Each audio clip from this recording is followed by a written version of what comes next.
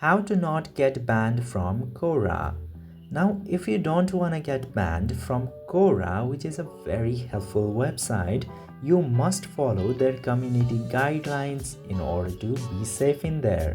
Now, in order to know the community guidelines, just simply search for Quora rules or Quora guidelines or policies in your browser.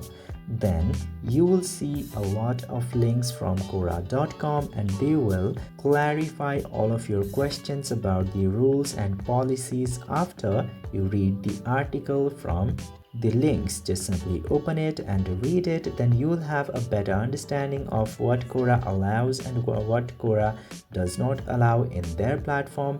And whenever you know them and follow through the rules, your account will be safe in Quora and you will not get banned from it. One of the very common mistakes people make are being hateful, being sexually suggestive, and promoting aggression and violence, which lead to a ban in Quora. I hope this video have been helpful to you. If yes, don't forget to hit that subscribe button.